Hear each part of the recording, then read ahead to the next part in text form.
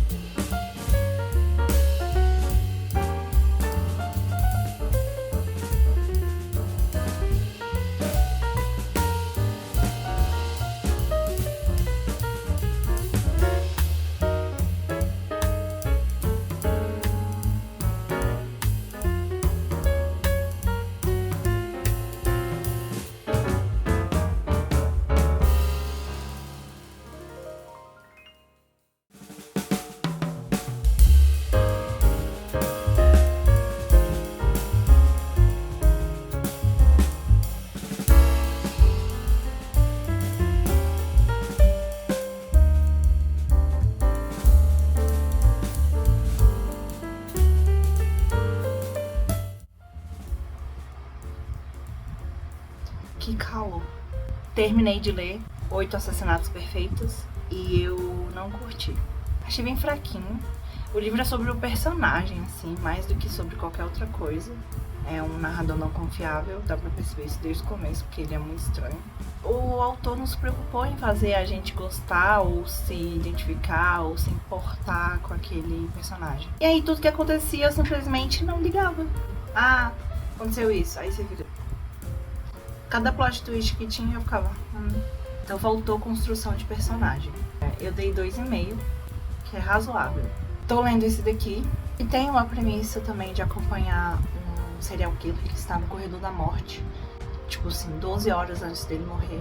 E aí vai contar a história da detetive que tá acompanhando ele, que prendeu ele, no caso, né? Vai saber que eles têm uma conexão aí. E é muito mais interessante, porque aqui a autora faz com que a gente goste dos personagens. Não é gostar, né? Quando eu falo gostar, não é eu gosto do serial killer, mas eu gosto da construção dele. Eu gosto de onde ele veio, de como ele chegou ali. A gente vai acompanhar as vítimas também. Caraca, que merda. Às vezes a gente vangloria muito o serial killer. E o serial killer muitas vezes não passa de um otário. Entendeu?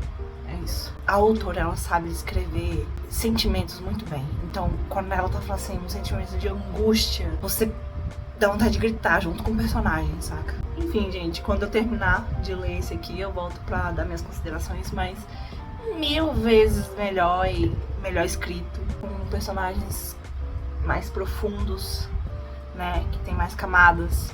Ninguém é totalmente bom, ninguém é totalmente mal. E é isso, eu tenho pro cinema agora, assistir A Substância, e também volto pra falar o que eu achei do filme. Sua opinião sincera sobre o filme. Cara, podia ter acabado uns 5 minutos antes. Eu quase vomitei no cinema. Eu quase vomitei real. Eu tô passando mal, velho. Mas foi bom, foi bom. Eu esperava um terror diferente. Eu falei que era gore. Não, sim, mas é porque o motivo dele ser mais 18 me pegou um pouco desprevenido. Entendi. Mas você acha que foi por isso? Cara... Só por isso? Não só por isso, mas gore pelo gore, eu acho que 16 anos... Ah, então deve ter sido caso. Eu acho que 16 anos é mais tranquilo, sabe? Porque, por exemplo, quando eu penso no filme gore, eu lembro do, por exemplo, Centopeia Humana. Aquilo é um filme de terror gore. Aí, pô, Isso é mal, velho. Mas a quantidade de seios que tava voando.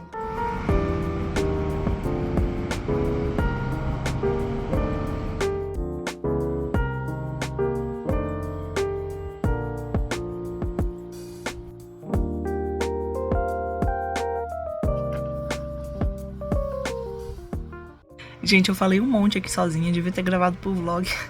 É que eu tava refletindo, resumindo agora, porque eu também já falei muito.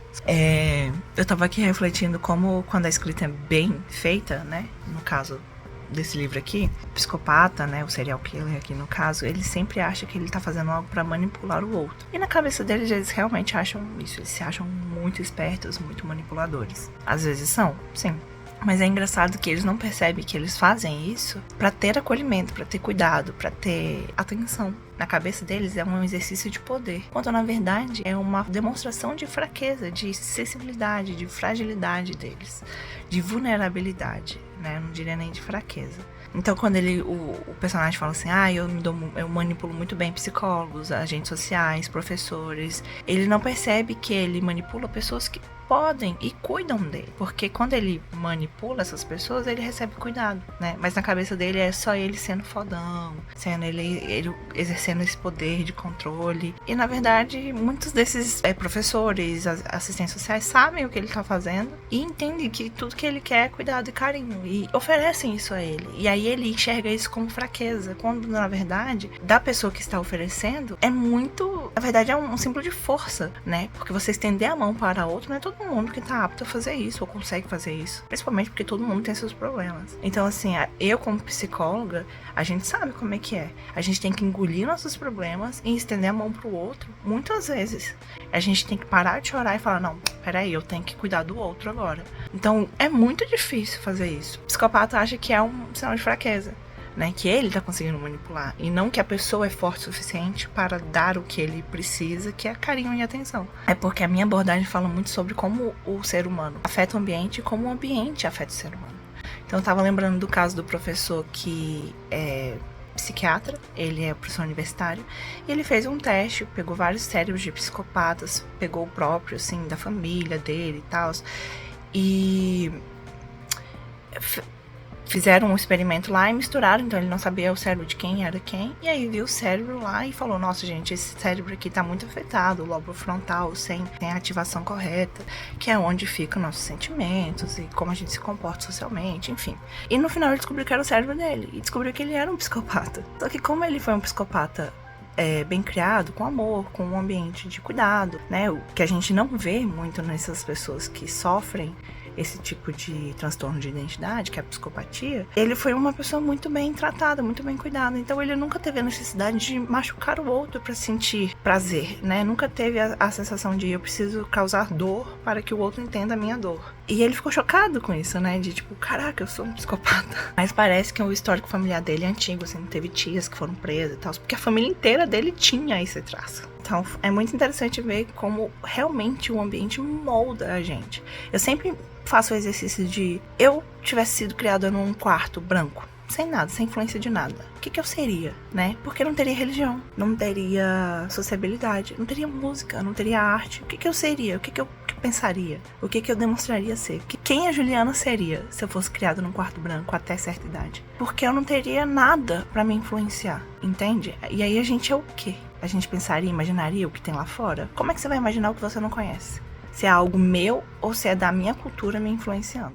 Adivinha quem esqueceu que, né, terminou de ler o livro e não veio aqui falar, né? Terminei, gostei pra caramba desse livro. Eu achei que eu não ia gostar tanto, porque toda vez que tem um hype sobre um livro, eu vou lá muito esperançosa e me decepciono. Eu gostei porque, diferente do último que eu li, Os 8 Assassinatos Perfeitos, esse aqui teve uma ótima construção de personagem. A autora fez um trabalho excelente em mostrar a personalidade, a história de vida e o pensamento daqueles personagens. Me senti muito próxima e parecia que aquelas pessoas eram reais. Eu dei 4 estrelas no Scoop. Ele pode parecer um pouco lento para algumas pessoas, principalmente ele indo pro final, porque não é um livro com um grande desfecho de ação. Você já sabe o que vai acontecer desde o início. O cara tá indo pro corredor da morte. Só que aí você vai... A autora faz um ótimo trabalho em mostrar o presente pra gente e mostrar o passado daqueles personagens e cruzar tudo, entrelaçar as histórias sem que seja confuso, que a gente entenda tudo e que, sabe, você fala assim, então é isso. Eu achei excelente. Super recomendo. Eu só não dei 5 estrelas porque eu acho que o ritmo poderia ser um pouquinho mais... Teve alguns pontos de vista ali que eu fiquei meio, tipo assim, eram importantes, mas eu, Juliana, fiquei tipo... Ai, que preguicinha. Eu entendo que acrescentou. A história é muito rica e eu acho que faz a gente refletir sobre essa questão de nem todo mundo é totalmente bom e nem todo mundo é totalmente mal. O ambiente influencia em como a gente aceita a nossa dor, em como a gente lida com a nossa dor. Obviamente, terapia é o caminho, mas eu como psicóloga sei que nem todo mundo pode fazer terapia, tem condições de fazer terapia, ou se encontra na terapia, né? A gente ter traumas e dores, todo mundo vai ter. Como a gente vai lidar com eles e o que a gente vai fazer com as pessoas em volta, essa é a questão. E é o que o livro traz. Todo mundo sofre, todo mundo tem dor. Mas o que você faz com essa dor? Você machuca o outro ou você tenta resolver seu problema? Bom, e é isso, gente. O vídeo vai ficando por aqui. Espero que vocês tenham gostado. Um beijo. Tchau.